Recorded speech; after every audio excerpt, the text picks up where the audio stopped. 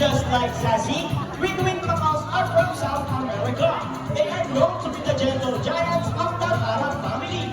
It is because they are the second largest next to the hyacinth macaws. They can grow up to 92 centimeters in length and can live up to 8 years old. Scientific name is Aratoroclera. They usually feed on seeds, nuts, salts, and minerals around the riverbanks. And for the last shake, go Sassy. Intelligent life, a applause for Sassy in April.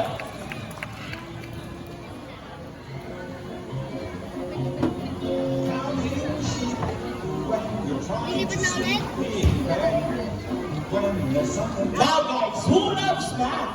Everyone here knows addition, right? Because this next part of our program will leave people baffled and amazed. Even as trainers, do you think birds can do math? Well, before we come with our mathematical wizard, I need two numbers between 1 to 15. Any numbers between 1 to 15? Alright, so the first number is number 8. How about the second number? Alright, so the second number is number 10. Let's see if our mathematical wizard can solve this equation. But first, Trainer Rochelle will shuffle the numbers. How much work to lose when you know? What's the chance it could snow when you bet? And you end up in debt. Or try as you may. Now, let's call it our hybrid macaw, Rocky! Wow, what a beautiful entrance! So, Trainer Rochelle, is Rocky ready? Go, Rocky, so big vision for us!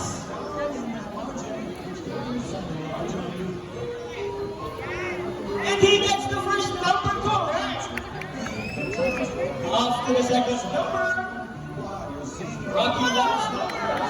And he gets number 8. So 8 plus 10 is equals to 18. A plus for Rocky with Trainer Rochelle. Ladies and gentlemen, now that you have seen our colorful and intelligent parrots, we would like to show you another species of bird here in Manila Ocian Park. Birds of prey are also known as raptors, hunt and feed by other animals. The term raptor came from the Latin word rapere, meaning to seize or to take by force. These birds are characterized by their keen vision that allows them to detect prey during flight. They also have powerful talons and beak. Ladies and gentlemen, please look to your left, presenting our Philippine Eagle Owl. Here comes home! Scientific name is Philippines. These birds can be found in Bohol, Samar, Leyte, Batanguanes, and possibly in Cebuya. And our property type? Here comes Bee! Property types are also known as Haliasters Indus. One of the 446 species of birds of prey around the world.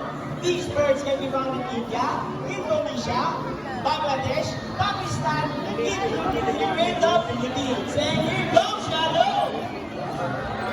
They are locally known as Lawin Urban of the Visayas region. And as you can see, we have our homing pigeons.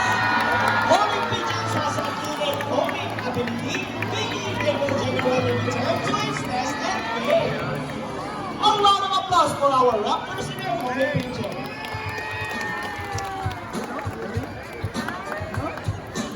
Here in Manila Ocian Park, we believe there is hope. We only not try to take care of our friends in the sea, but also in land and air as well.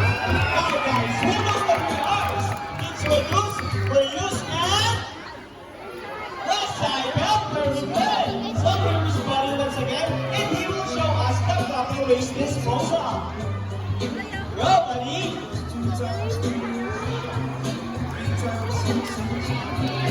Easy, right? So if the birds can do it, so can we.